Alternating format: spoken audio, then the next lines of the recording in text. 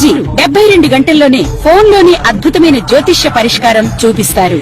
నమ్మండి, నమ్మకపోండి, ఇది నిజం. శ్మశాన కాళి రుద్ర చౌడీదేవి ఆరాధకులు నంబర్ 1 వశీకరణ స్పెషలిస్ట్. గురూజీ మనిషి పుట్టుక నుండి చనిపోయే వరకు వచ్చే అన్ని క్లిష్టమైన సమస్యలకు పరిష్కారం ఇక్కడ లభిస్తుంది. విద్య, ఉద్యోగం, వ్యవహారం, స్త్రీ ప్రేమ, పెళ్లి, సంతానం, స్త్రీ పురుష వశీకరణం, భూవశం, భార్యాభర్తల కలహాలు, కోర్టు సమస్యలు, విడాకుల సమస్యలు, చేతబడి, అప్పుల బాధ, ఇంకా మీకు ఎలాంటి సమస్యలు ఉన్నా 72 గంటల్లోనే శాశ్వత పరిష్కారం చేయబడింది. 2026వ సంవత్సరం 5వ నెల మే నెల 3వ రాశి మిథున రాశి. ఈ మిథున రాశి ఫలితాలు ఈ మే నెలలో ఎట్లా ఉన్నాయి చూద్దాం. ఈ మే నెలకి మిథున రాశి ఎట్లా ఉంది? ఈ మిథున రాశికి మరి 3-4 పాదాలు, మరి మృగశిర నక్షత్రం 3-4 పాదాలు, తర్వాత ఆర్ద్ర నక్షత్రం 1, 2, 3, 4 పాదాలు, పునర్వసు నక్షత్రం 1, 2, 3 పాదాలు కలిసి మరి మిథున రాశి. ఈ మిథున రాశి మృగశిర, ఆర్ద్ర, పునర్వసు ఈ 3 నక్షత్రాల్లో పుట్టిన వాళ్ళకి మరి మిథున రాశి వస్తుంది. ఈ మిథున రాశి ఎట్లా ఉన్నది చూద్దాం. ఈ మిథున రాశికి వచ్చేటప్పటికల్లా మరి రవి బుధులు ఏకాదశంలో ఉన్నారు, మరి శుక్రుడు ద్వాదశంలో ఉన్నాడు, కేతువు తృతీయంలో ఉన్నాడు. చెప్పాలి అంటే 4 గ్రహాలు మాత్రం బాగున్నాయి. దీనివల్ల వచ్చే ప్రయోజనం, రవి బుధులు ఏకాదశంలో ఉన్నారయా, వ్యాపారం పట్టరాని సంపాదన, అనుకోని వ్యాపారం జరుగుతుంది. ఎప్పుడు ఒక్క సంవత్సరంలో చెయ్యనటువంటి వ్యాపారం ఒక్కరోజు చేస్తారు, అంత సంపాదన వస్తుంది. మరి ఎంతో మంచి టైము. మరి శుక్రుడు ద్వాదశంలో ఉన్నాడు, భార్య కూడా బాగా సహకరిస్తుంది. మరి సంపాదన ఎట్లా ఉండాలి? సంపాదన ఎట్లా ఉండాలి అంటే వచ్చిన సంపాదనని దుర్వినియోగం చేయకూడదు, సద్వినియోగం చేయాలి. సద్వినియోగం ఏంటంటే బంగారం కొనుక్కుంటే సద్వినియోగం, ఏదైనా ఇల్లు కొనుక్కుంటే సద్వినియోగం. మరి ఏదైనా ఘనమైన వస్తువు అంటే పెద్ద సోఫాలు, పెద్ద పెద్ద పందిరి మంచాలు, అవి ఘనమైనవిగా కనపడతాయి, కానీ అవి ఘనమైనవి కాదు. మనం కొని బయట పెట్టంగానే 2 లక్షలు పెట్టి టేకుతో ఇనప్పెట్టలాగా ఉండే మంచం కొనుక్కొని, పరుపు కొనుక్కొని బయటికి రాగానే ఏ భార్యకో మంచి పెద్ద జబ్బు చేసింది, ఆపరేషన్ చేయాలి, వెంటనే హాస్పిటల్లో చేర్చాలి అని ఫోన్ వస్తుంది. వీడు బిల్లు కొనుక్కొట్టేసి మంచం కొన్నాడు. అయ్యా నా భార్య జబ్బు చేసిందయ్యా, 2 లక్షలు పెట్టుకున్నానయ్యా, ఒకసారి ఒక 10,000 తగ్గించుకొని నా డబ్బులు నాకు ఇవ్వండియా అంటే, ఇదిగో నీకు 10,000 ఇవ్వాలంటే కూడా ఇవ్వం, 10 పైసలు కూడా ఇవ్వం. బిల్లు కట్టేసావు, మంచం తీసుకున్నావు, నువ్వు తీసుకెళ్తావు, రోడ్డు మీద బారేస్తావు, నువ్వేం చేసుకుంటావు మాకు సంబంధం లేదు. బిల్లు కట్టిన తర్వాత, బిల్లు రాసిన తర్వాత మాలో ఎవరు రిటర్న్ తీసుకోము. కాదు ఎవరైనా తీసుకునే వాళ్ళంటే షాపులో పెట్టి సగం ధరకైనా అమ్మి పెట్టండి అయ్యా, అసలు మా షాపులో పెట్టాం. ఎందుకంటే ఈ మంచం తయారు చేసి అయ్యేప్పటికల్లా 2 లక్షల మంచం 50,000కి అయి ఉండొచ్చు. అందువల్ల నీకు సగం రేటు ఇచ్చినట్టు ఉంటుంది, కానీ వాడి లాభం రాదు. కాబట్టి వాడు అమ్మడు, నీ డబ్బులు రావు. అట్లాంటి సంపాదన ఖర్చు పెట్టడం మంచిదా? బంగారాన్ని కొనుక్కోవటం మంచిదా? ఎక్కడన్నా ఇల్లు కొనుక్కోవటం మంచిదా? ఇళ్ళ స్థలం కొనుక్కోవటం మంచిదా? ఇట్లాంటి ఆలోచనలు చేసుకోవాలి.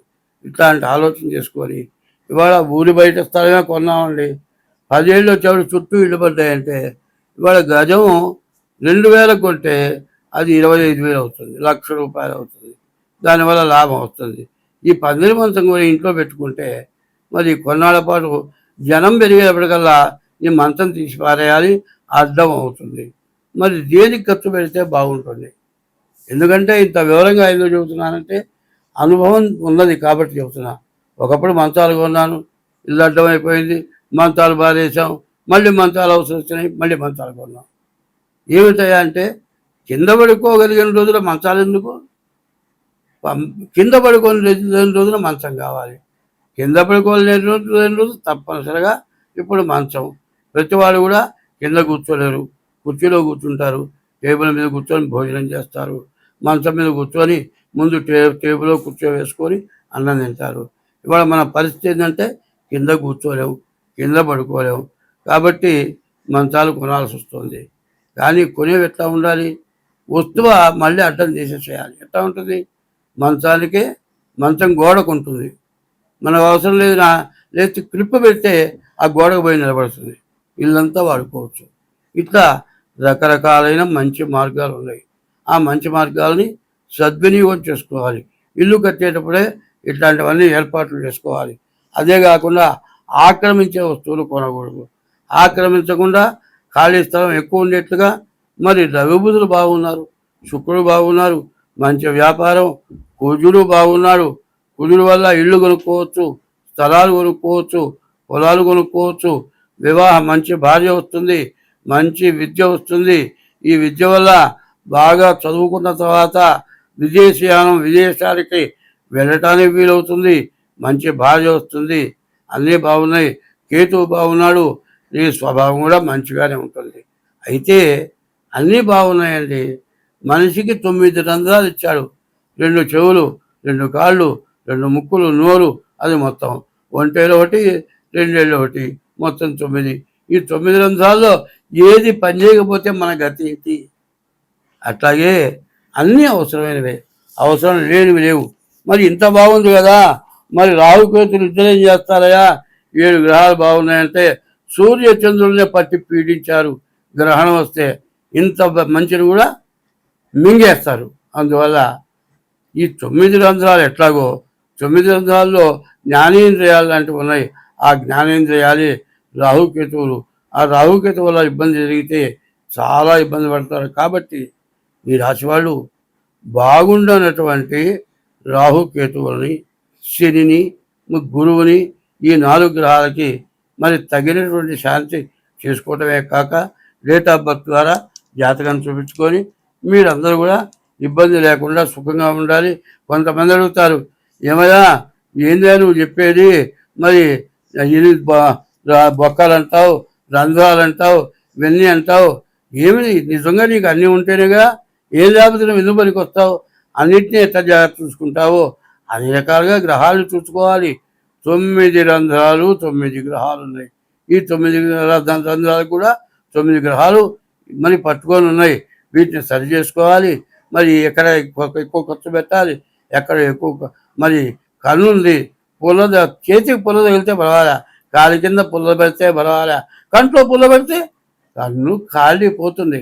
కాబట్టి ఇట్లాంటి వాటికి డేట్ ఆఫ్ బర్త్ ద్వారా తప్పనిసరిగా జాతకం చూపించుకొని మీకు అన్ని విధాలు బాగుంటుంది. స్వస్తి. మానవ జన్మ ఎత్తిన తర్వాత మంచి పని అయితే తొందరపడి చేయరు, చెడు పని అయితే తొందరగా వెంటనే చేసేస్తారు. ఎవరి మీద ఖర్చు ఉందనుకుందాం, కొంతసేపు ఆ ఖర్చు ఉన్నవాడు ఏం చేస్తాడు? వీళ్ళు చంపి పారేద్దాం అనుకుంటాడు. చంపి పారేద్దాం అనుకున్నప్పుడు ఏం చేస్తాడు? ఏం దొరుకుతుందో 4 పక్కలు చూస్తాడు. ఒక గడ్డ పొరగో, ఒక గుండ్రాయో, మరి ఏదైనా గట్టి వస్తువు కనపడదు, అక్కడే సారి వేసి తలకాయ ఓలగొడతాడు. తలకాయ బగిలా మనిషి చచ్చిపోతాడు. లోపల నీకేదో అపకారం చేశాడు. అపకారం చేశాడు కాబట్టి వీడిని బతకనివ్వకూడదు. నీ ఉద్దేశం ఏంటి? నీకు అపకారం చేశాడు, ఇంకా ఎంతమందికి ఇట్లా చేస్తాడో, కాబట్టి వీడిని బతకనివ్వకూడదు అని నువ్వు అనుకుంటావు. కానీ అది నీ బాధ్యత కాదు. నీవు చెప్పింది ఒక రకంగా మంచిదే. ఎట్లా అంటే, నాకు అపకారం చేశాడు, ఇంకా ఇట్లా ఎంతమందికి అపకారం చేస్తాడో అనుకుంటున్నావు. అపకారం ఎవరికి చేస్తాడు, ఎవరికి మంచిగా ఉంటాడు అనేది భగవంతుడి యొక్క నిర్ణయం. మరి వాడు పెళ్లి చేసుకున్నాడు, పిల్లలు ఉన్నారు. పిల్లలను ఎవరినైనా సరే వాళ్ళు ఎంత వేధించినా, ఎన్ని బాధలు పెట్టినా వాళ్ళని చంపడే కారణం ఏంది? వాళ్ళకి వీడికి విరోధం లేదు, వాడికి వీడికి ప్రేమ ఉంది, నీకు వాడికి విరోధం ఉంది. ఆ విరోధం వల్ల వాడు నువ్వు వాడిని చంపావు. దానివల్ల ఈ ఏలినాటి శనిలో అష్ట కష్టాలు వస్తాయి. ఈ శనిలో ఉన్నవాడు అట్లాంటి సంపదన్నా చంపచ్చు, ఎవరినైనా చంపబడచ్చు, ఎవరి చేతైనా ఇట్లాంటి ఇబ్బందులు కష్టాలు వస్తూ ఉంటాయి. కాబట్టి దీన్ని చాలా ప్రశాంతంగా ఓర్పుగా పూర్వజన్మలో నేను ఏదో చేసుకున్న బట్టే నాకు ఇట్లాంటి బాధలు వచ్చినాయి. ఎప్పుడు ఎవరికి ఏం చేశాను, బాగా ఏది చేయకపోతే ఎప్పుడు అందరిలో మంచిగా తిరిగాను, మంచివాడిని అనిపించుకున్నాను, బాగా డబ్బు సంపాదించాను, ఎవరూ నన్ను చెడ్డవాడని లేదు. ఇప్పుడు ఇంత బాధలు ఎందుకు వచ్చినాయి, నేను చేసిన పాపం మీద ఉంది, దానివల్ల ఇట్లా వచ్చింది అనుకుంటూ మరి జాతకం చూపించుకొని డేట్ ఆఫ్ బర్త్ ఉంటే డేట్ ఆఫ్ బర్త్ ద్వారా, డేట్ ఆఫ్ బర్త్ లేకపోతే శాస్త్ర సాముద్రిక ద్వారా జాతకం చూపించుకోవాలి. అయితే ఈ రాశి వాళ్ళకి ప్రత్యేకించి ఏమిటంటే 3 రాసులే బాగున్నాయి. 1 రాహువు, 2 బుధుడు, 4 శుక్రుడు. అయితే రాహువుని అట్లా పెడదాం. బుధుడు శుక్రుడు వల్ల పూర్తిగా బాగుంది. పెళ్లి కాని వాళ్ళకి పెళ్ళి అవుతుంది, పెళ్ళి ఉంటే సంతానం కలుగుతారు. మరి భర్తకి ఇద్దరు కూడా మంచి ఆదాయం వస్తుంది. కాదు ఇల్లు కట్టుకోవాలని కోరుకుందనుకోండి, ఇట్లాంటి టైంలో ఇల్లు కట్టుకునే అవకాశం వస్తుంది. బుధుడు బాగున్నాడు, వ్యాపారం బాగా సాగుతుంది. కానీ రాహుకేతువుల మధ్యలో గ్రహాలు పడ్డాయి. ఇది కాలసర్ప దోషం. ఈ కాలసర్ప దోషం ఎట్లా ఉందంటే ప్రతి చోట ఇంట్లో భార్యాభర్తలకి, రాజ్యంలో రాజులకి, మంత్రులకి, ఇట్లా ఉద్యోగస్తులకి అందరికీ కూడా ఒక రకమైన సమస్యలు, బాధలు. ఈ బాధలు ఎట్లా ఉంటాయంటే మనం మానుకొని ఎటన్నా వెళ్ళిపోదామా, ఏదైనా చచ్చిపోదామా, ప్రాణం తీసుకుందామా అన్నంత పరిస్థితి ఇబ్బంది చూపిస్తాడు. కానీ ఎన్ని ఇబ్బందులున్నా మానవుడు ఆత్మహత్య చేసుకోవడం కానీ, శత్రువుని తిరిగి చంపడం కానీ ఇది మానవ ధర్మం కాదు, మనిషి చేసే పనులు కావు. ఇట్లాంటివి చేస్తే ఇంతకి 4 రెట్లు కష్టాలు అనుభవించాలి. ఏ జన్మలో కష్టాలు చేస్తేనే ఈ ఏళ్ళనాటి శనికి టైంలో కష్టాలు వస్తాయి. అదే ఈ ఏళ్ళనాటి శనిలో ఏ పాపం చేయని వాళ్ళు బాగా సుఖంగా డబ్బు అంతా సంపాదించుకొని బాగుంటారు. ఇట్లా ఉండటానికి కారణం ఏంది? నీ వ్యక్తిగతమైన పూర్వజన్మ పుణ్యం, లేకపోతే పూర్వజన్మ పాపం. కర్మమున పుట్టు జంతువు, కర్మములను వృద్ధి బంధువు, కర్మమున చెడును, కర్మమే చెడులకు దేవత, కర్మమే సుఖ దుఃఖములకు కారణమదివ. నీవు మంచి సత్కర్మ చేస్తే మంచి పనులు చేస్తావు, దుష్కర్మ చేస్తే దురాగతమైన పనులు చేస్తావు. ఎట్లాంటి దురాగతమైన పనులు? ఒక ఊళ్ళో ఒకటి ఉంటాడు, ఎదురు అవడానికి భయపడతారు. ఊరికే చొక్కాలు జేబులో పట్టుకొని లాక్కొని పోతాడు, డబ్బులు మెళ్ళో గొలుసుంటే తెంచుకుపోతాడు. వాడు ఎదురుస్తున్నా అంటే భయం, పారిపోతారు. ఎందుకు? వాడు చేసిన దుష్కర్మ వల్ల అట్లాంటి దుర్మార్గ పనులు చేస్తున్నారు. సత్కర్మ చేస్తే 10 మందితో మెప్పు పొందుతాడు, గొప్పగా సంపాదిస్తాడు, బాగా సుఖంగా ఉంటాడు, బాగా బాగుపడతాడు. కాబట్టి ఇది పూర్తిగా తెలియాలంటే డేట్ ఆఫ్ బర్త్ ద్వారా కానీ, లేకపోతే హస్త సాముద్రిక ద్వారా కానీ మీ జాతకం చెప్పించుకోండి. మీ లోపాలుంటే దాన్ని చెప్పి దానికి తగినటువంటి శాంతి చేయిస్తాం. స్వస్తి. ఓంకార మంత్ర సంయుక్తం నిత్యం ధ్యాయంతి యోగినః కామదం మోక్షదం తస్మై ఓంకారాయ నమో నమః. నమస్తే దేవదేవేశ, నమస్తే పరమేశ్వర, నమస్తే వృషభారూఢ నకారాయ నమో నమః. మహాదేవం మహాత్మానం మహాపాతకనాశనం మహాపాపహరం వందే మకారాయ నమో నమః.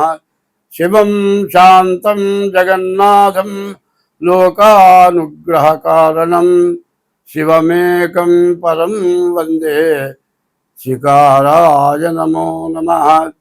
వాహనం వృషభోజస్య వాసుకీ కంఠభూషణం వామే శక్తిధరం వందే వకారాయ నమో నమః.